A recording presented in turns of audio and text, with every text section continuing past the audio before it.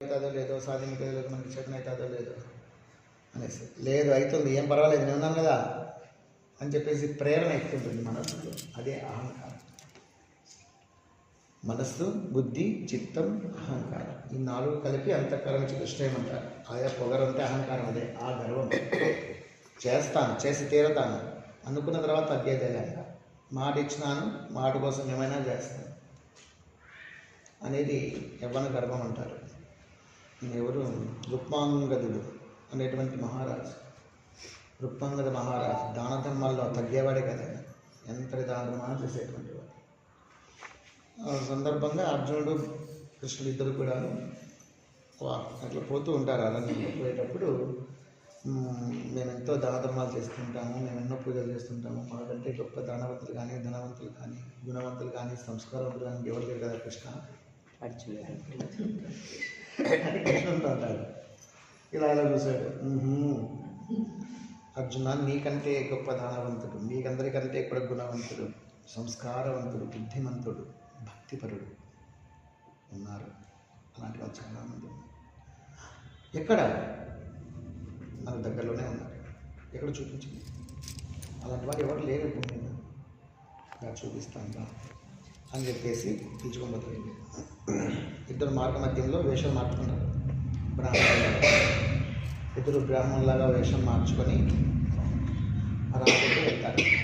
రుక్మాంగదుడు ఆయన ఎవరన్నా బ్రాహ్మణులు వచ్చినారంటే ఇంకా వాళ్ళకి సకలోపచర్యలు చేస్తారని ఎదురెగిపోయి శాస్త్రం కూడా నమస్కారం చేశారు. రాజే ఉండి కూడా బ్రాహ్మణులని నమస్కరించి రాణిస్వామి కూర్చున్నానని చెప్పేసి స్వాగతం కూర్చోబెట్టేసి, భోజనం సమయానికి వచ్చారు, మా ఇంట్లో ఖచ్చితంగా భోజనం చేసుకోవాల్సిందే. నేను భోజనం చేయాలని రాలేదు, లేదు సమయం అయిన స్వామి, ఖచ్చితంగా భోజనం చేసుకోవాల్సిందే అని అంటే గట్టిగా చెప్పాడు. చెప్తే మేము ఖచ్చితంగా మీ ఇంట్లో భోజనం చేయాలంటే మాకు కష్టం వచ్చి పడేది, దాని ముందు నెరవేరుస్తామంటే కనుక భోజనం చేస్తాను, మాట ఇవ్వాలి. తప్పకుండా స్వామి, మీకు వచ్చిన కష్టం ఏంటి చెప్పండి, సాధ్యంతో నెరవేరుస్తారు. ఏం లేదు, ఇతడున్నాడు మా బావ అర్జునుడు, మా బావ ఒక కొడుకున్నాడు, యుక్త వయసుకు వచ్చినాడు. పెళ్లి సంబంధం కోసం పోయి పెళ్ళి అంటే నిర్ణయం చేసుకొని రిటర్న్ వస్తూ ఉన్నాడు. వస్తూ ఉంటే మార్గ మధ్యంలో ఒక పులి పట్టేసి, పులి అరణ్యంలో వస్తూ ఉంటే ఆ పులి పట్టేసి మింగేయాలని చూస్తూ ఉంటే, ఇది కొత్తగా పెళ్ళికి నిశ్చయమైంది, దయచేసి వదిలిపెట్టండి, మీకు వేరే ఏదైనా చెప్పండి తెచ్చిస్తామంతకైతే అని అడిగితే, నాకు ఈ యువకుని మాంసమే కావాలి, లేదు అంటే పరమ పుణ్యాత్మైనటువంటి ఒక వ్యక్తి మాంసం అన్న కావాలి నాకు.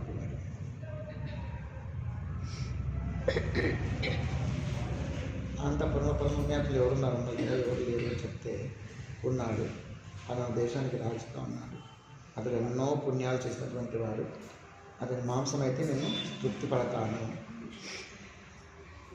నాకంతా ఒక సగం దేహం చాలు నాకు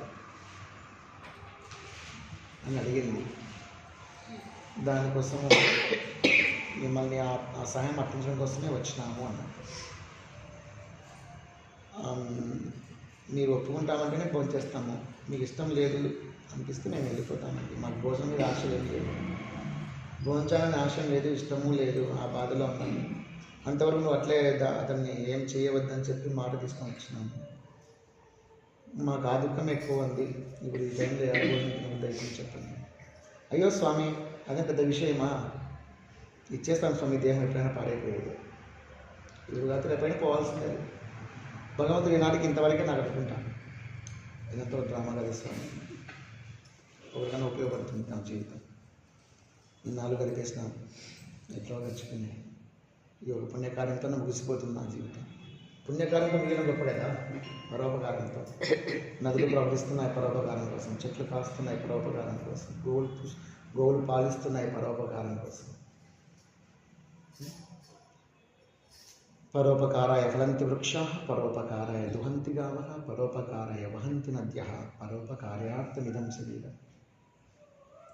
కానీ స్వామి, మీరు ఫస్ట్ భోజనం చేయండి, చాలా అలసిపోయి ఉన్నారు, పొద్దుతున్నారు లేదు, అని చెప్పేసి తన భార్య పిల్లల్ని పిలిచేసి కొడుకు ఉంటాడు, ఒక కొడుకు తన భార్యను పిలిచి భోజనం పెట్టమని పిలిచేస్తాడు. అందరూ భోజనం అయిన తర్వాత మీరు అట్లా కూర్చొని స్వామి తాంబూలం తీసుకుంటుందండి, నా శరీర అర్ధ భాగాలు ఇచ్చేస్తానని చెప్పేసి తాను చైర్ మీద టేబుల్ లాంటిది కదా దాని మీద కూర్చున్నాడు. కూర్చొనేసేసి తన భార్యను కొడుకుందామని చెప్పి ఒక రంపాన్ని తెచ్చేసాడు. రంపం ఉంటుంది, చెక్కల కోస రంపం, అది తెచ్చిచ్చేసి వెనుకనొకరు ముందరొకరు ఉండేసేసి కరెక్ట్గా ఇట్లా రంపంతో కోయండి అంటే భార్య కొడుకు మొత్తం ఒప్పుకోలేదు. నేను మాట ఇచ్చాను కదా, మాట తప్పమంటారా? లేదు, మాట కోసం ఏమైనా చేయవలసింది అని చెప్పేసి భార్య చూడలేక వెనక పోతుంది, వెనక వైపు ఉంటుంది, కొడుకు ముందర వైపు ఉండి రంపాన్ని పెట్టి తల మీద కర్ర కోస్తూ ఉంటాడు. కోస్తూ ఉంటే ఈ ఎడమ కంటిలోంచి నీళ్ళు వస్తున్నాయి. ఎవరికి? చూసి కృష్ణుడు, మహారాజా, ఈ విధంగా దుఃఖిస్తూ మీరు దానం చేయడం మాకు ఇష్టం లేదండి, మీకు ఇష్టం లేదు, వద్దులేండి, మేము వెళ్ళిపోతాము. అయ్యో స్వామి, ఇది దుఃఖం కాదు, ఆనందం. అంటే దాని బాధ దాని. ఈ కంట నీళ్ళు వస్తున్నాయి చూడండి, దుఃఖం వస్తే 2 కళ్ళలో రావాలి కదా, ఈ కంట రావడం లేదు. ఈ కంటికి ఎందుకు వస్తుంది అంటే దానం ఇస్తే ఎడమ భాగాన్ని ఇవ్వం కదా, కుడి భాగాన్ని ఇస్తాం. అందువల్ల ఇది ఆనందంగా ఉంది, నేను ఉపయోగపడతాను ఎవరికి. నన్ను ఏం చేస్తారు? ఈ అర్ధ భాగాన్ని తీసుకొని పోయి పూడ్చిపెట్టడమా లేదా కాల్చివేయడమా చేస్తారు. నా జీవితం వ్యర్థం అయిపోతుంది కదా అని చెప్పేసి ఇది బాధపడుతుంది అన్నాను.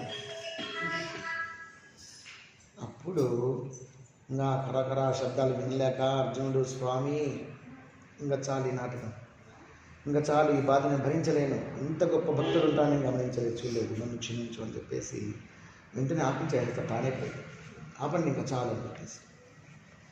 అప్పుడు కృష్ణుడు, అర్జునుడు, నరనారాయణుడు ఇద్దరు ప్రత్యక్షమవుతారు. ఆ బాధ వెళ్ళిపోతుంది. ఇదంతా రక్తం కారిపోతాయి రుక్మాంగదునికి, అదంతా అదృశ్యం అయిపోతుంది, సంపూర్ణ ఆరోగ్యంతో కనపడతాడు. రుక్మాంగద, నీ జీవితం చరితార్థమైంది, నీ దానం అమోఘం. ఒకప్పుడు శిబి చక్రవర్తి ఒక పావురం కోసము తన తొడను మొత్తం 2 తొడలు కోసిపెట్టాను. ఇక్కడ ఒక వెంకట నిలబడి అట్లా ఈ మోకాల దగ్గర నుంచి ఇంతవరకు ఎముకొకటి కనబడుతుంటుంది, తనకే తానే కోసి అంతే కదా అనేసి కోసిస్తున్నాడు.